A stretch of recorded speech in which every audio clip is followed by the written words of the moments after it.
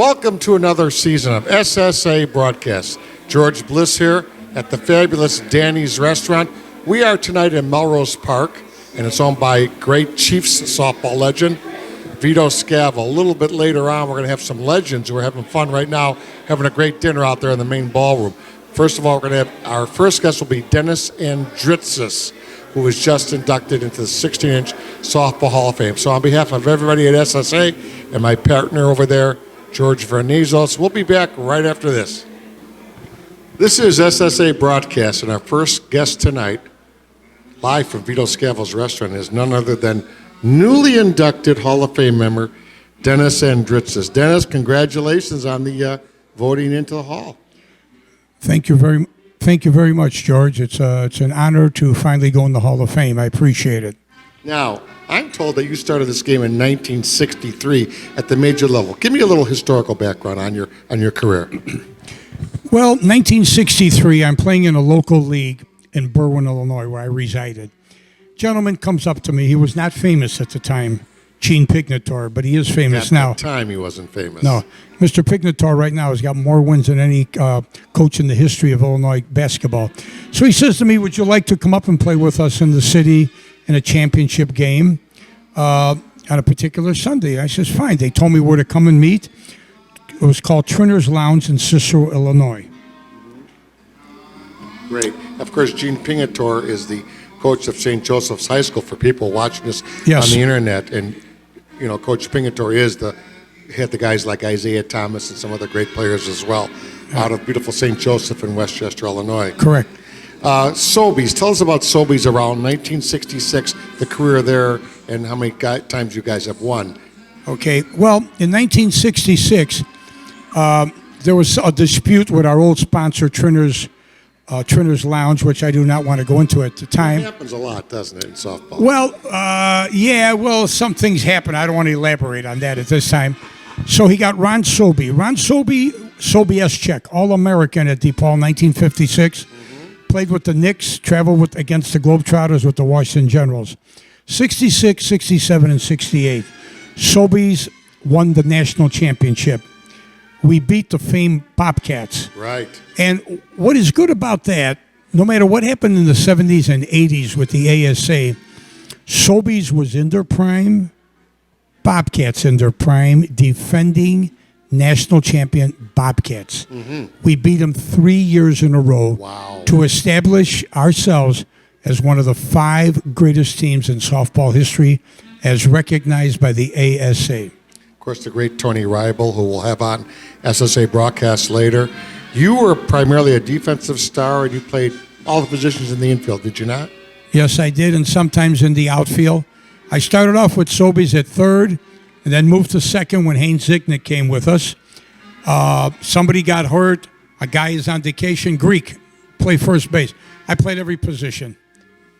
Fantastic. Well, Dennis Andrus, congratulations on the Hall of Fame induction.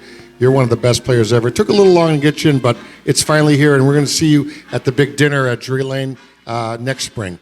Thank you. I really appreciate it, George. It's been a pleasure. That's Dennis, the Greek Andrus, Hall of Fame member here, live from the Legends of Softball. We'll be back with our next special guest right after this. Welcome back, SSA Broadcast. Special guest in the booth now. Listen closely, folks. This is why we're here tonight. This is the founder of the 16-inch Softball Hall of Fame, Tony Reibel. Tony, how's everything going? Everything's good, George. Can't complain. Still here. Now let's talk about the Legends of Softball, but before we get to that, tell me about a story years ago, your team, the Sobeys, at Lakeshore Park, when Eddie Zollner called a roster move on you. What happened? Well, what happened is we were playing for the semifinals of the Lakeshore Championship, and Don Jens was the supervisor. And he came up to me and he said, Tony, we got a problem. And I said, what kind of problem? He said, some of your players aren't on the roster. I said, like who? Well, Hornacek at first and Sidnick at third. I said, what are you talking about? So we went into the field house, and he pulls out a roster. It just so happened that the roster was a lineup from a game. So we went out and played them. with 9 men. 9 guys. 9 guys. Wow. No Hornacek, no Zitnik.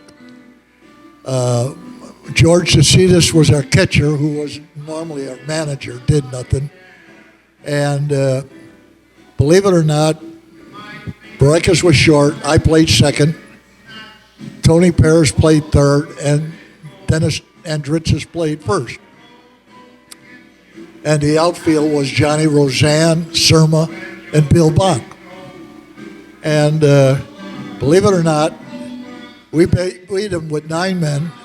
We turned 3 double plays with no short center. So good feeling for you that day. As they say, you kind of paid him back, right? We paid him back, correct. Tell us about our good friend Dennis Andrus, who is in the Hall of Fame. Give us a little background on the great Dennis Andrus. Well, you're really stretching it when you say great. But no, Dennis came with us. He was a young kid, 19 years old. 1966 when we won the first World. I had played in the first 2 Worlds in 64, 65 with Kenneth Allen Insurance. I always felt it was an injustice because, as I said to many guys in the hall, and me being a part of it, that there were at least 8 to 10 guys that were in the hall that Dennis Andrus should have been ahead of. I hear he's going in now, and I think he's well deserving. He played third base for us in '66, but when Hank Zitnik came and played third, Dennis went to second. And, our team was very unique insofar as we played with the same players all the time. We picked up a left fielder, we picked up a right fielder, but Surma played center. Zitnik played third. Billy Baracus, who I always felt was the finest softball player in my whole career, and I played with all of the greats.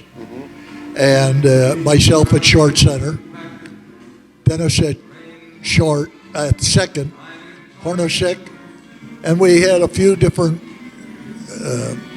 catchers. Johnny Baracus, the only pitcher that I knew that could curve a 16-inch softball. Wow, amazing. We had a team that, when we won the first World in '66, there were only 12 of us players, and we had a full squad every game. Yeah, it hasn't happened too much lately, has it? Guys don't have the commitment. That's the difference. Back a few years ago, Mike Conklin, who used to write for the Tribune, called me sometime after I was done, and he said, Tony, I was out watching softball, and he said, it's not the way it used to be. And he said, why? And I said, well, there's a difference. I said, maybe wrong, but I'm still married to the same woman at that time for 46 years. I ended up 60 years. But nothing came between us and softball. If we had someplace to go, I'd have someone pick my wife up, and I'd meet her there. Now, that doesn't happen today, and I have 3 sons, all good ball players, all great baseball players, that would never have gotten away with what I got away with. But it's a different era. And the dedication of 16-inch softball, we grew up with it. As I gave you some papers for the Hall of Fame of the ball game that was played at Comiskey Park, 1948. 1948, they had 48,000 that watched a softball game. Watch our game, 16-inch Watch softball. the game of softball. And softball was everywhere. And I blame the Park District for the demise of it somewhat. And from what I heard, and I talked with the Chicago Park District back a number of years ago, and their argument was that most of the time the park itself decides who's going to play and what their money is spent for, be it crafts or dance or whatever. Softball just wasn't a game, George. While when we grew up, it was the game. It was it. Yeah, absolutely. Well, this is why we're here tonight. The reasons for the legends here at Danny's Restaurant is this man right here, Tony Rival. Thank you. We're going to see you next spring when Andrus gets inducted. We're going to have a lot of fun at Drury Lane. I will be there, and well deserving, and thank you for the support. George, Tony Rival. George, thank you. All right, the great one, Tony Rival. We'll be back. Special guest tonight, Mike Koliki. Mike, Bobcats, 1976. Take us from there just a little history for us. Well, probably the best year of softball for me. Truly an all-star team. Eddie picked up a lot of guys. Kind of merged with strikers that year. Picked up Kenny Camerat, Kevin Hickey, Mike Tallow, obviously, and Johnny Kelleher. Some small names in the business. Yes, all Hall of Famers. I think we only had about 10 or 11 players that whole year. Wow. We must have played about 150-something games, and it didn't seem like we lost any of them, although I know we did a few. But. And the Stompers and the Nocturnes, all great teams. Later on, played for Sal Oliver and the Stompers. I think that was 1985. That was a few years later. We won, I think it was the USSSA in Sheboygan Nationals. So, yeah, a couple of good players. Mike Tallow played on that team with myself, and we picked up a couple of other nice players too that year. We had a great defensive team. We might not have been a big powerhouse offensive team, but we were a great defensive team that year. Now, speaking of power, you led right into my interview. Going back a few years, you won the home run contest at Comiskey Park. Tell us about that. The old Comiskey Park. Well, actually, I wasn't even supposed to be in the tournament. Tom Bonin had some qualifiers. Oh, yes. At Bridgeview, the stadium that he built, and I didn't qualify. But the day of the competition, we went out there because the guys were hitting the ball in the back, Armour Square. I think Armour Square is still there. Yeah, it's still there. Yeah. 33rd and Princeton, yeah. And so I came back there and just started softening the balls up. The guys didn't want to, wear themselves out. And Billy Johnson from the Flamingos didn't show up, so they needed another guy. And you were it. I was the guy they asked to come out there. That had to be fun, huh? Some people watching you, hitting the ball into the old Comiskey stands. It was. I wish I had tape of it, but that didn't happen. Or they threw the tape out. They didn't hold on to the tapes too long back then. And it got us a tryout. It got met Bill Veck, offered me a tryout with the White Sox, and Well, I didn't know that. This is Yeah. a great story. went to. He was in the press box. They said he wanted to meet me, so I went up there, and he asked me if I could do that with a hard ball, and obviously I said sure, which I didn't know whether I could or not. But I wasn't the only one, thankfully, that he gave a tryout to. He offered a tryout to everybody that was in that home run hitting competition.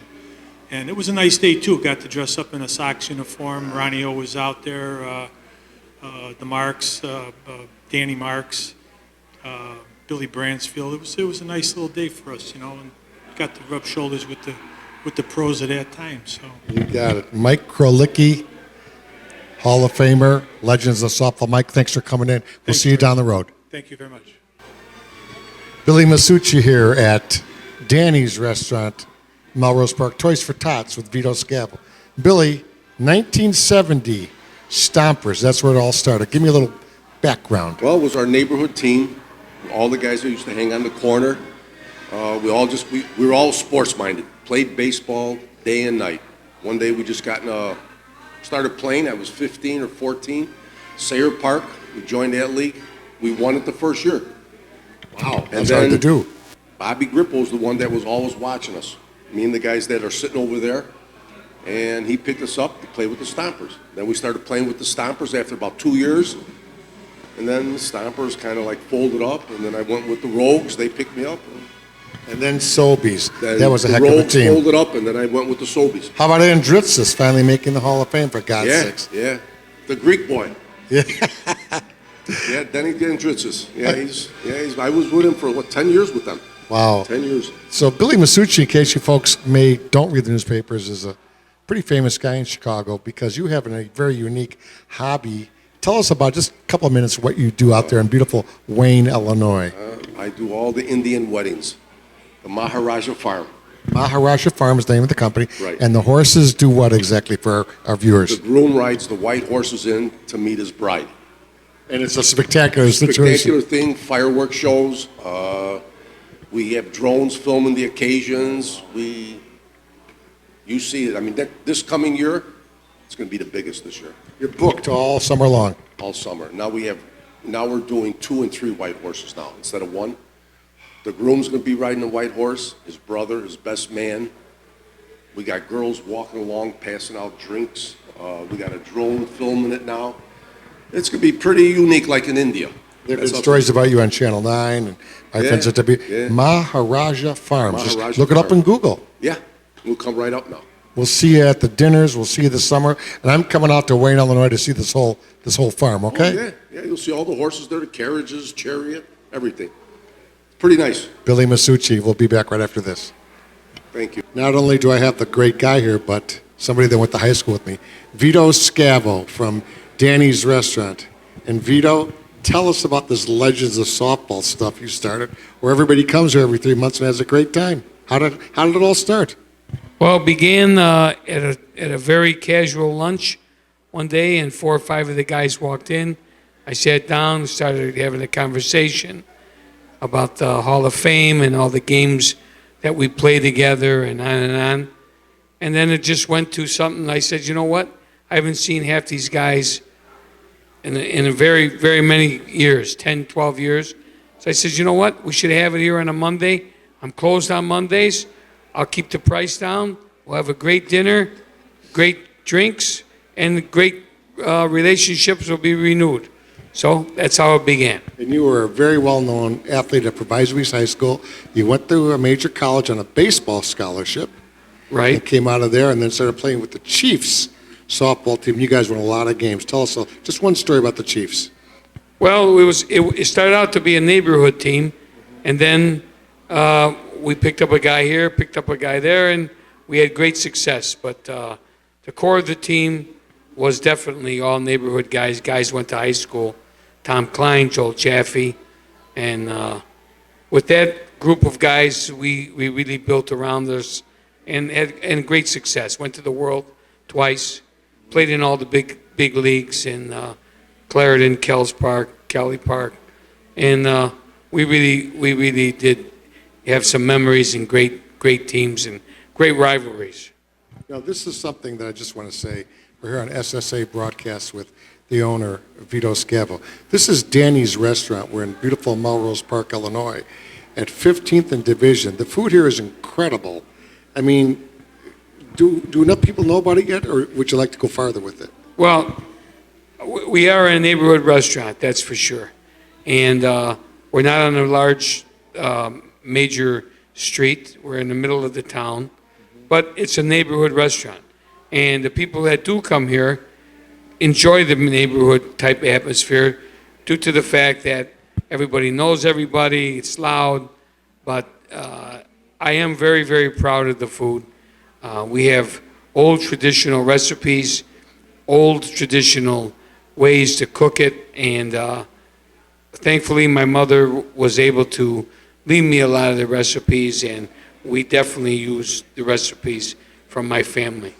Let's go with the address and the phone number, because again, people seeing this on the internet, YouTube, they can get on the airplane, they can drive in from the suburbs and come in to this location. Our address is 1419 North 15th Avenue in Melrose Park. The phone number is 708-343-9999. That's easy. Yeah, 343-9999. Right. Right. Very easy. And actually, the entrance to the restaurant sits on Division Street. This used to be an old grocery store years back, and they never changed the address because the entrance used to be on 15th for the grocery store. Well, congratulations. We're going to see you many times here at the great Danny's, and thanks for coming in, buddy. Thank you. That's the great Veto Scavo, legend, many, many friends in the western suburbs. God bless you, Veto. We'll see you on the next guest right after this.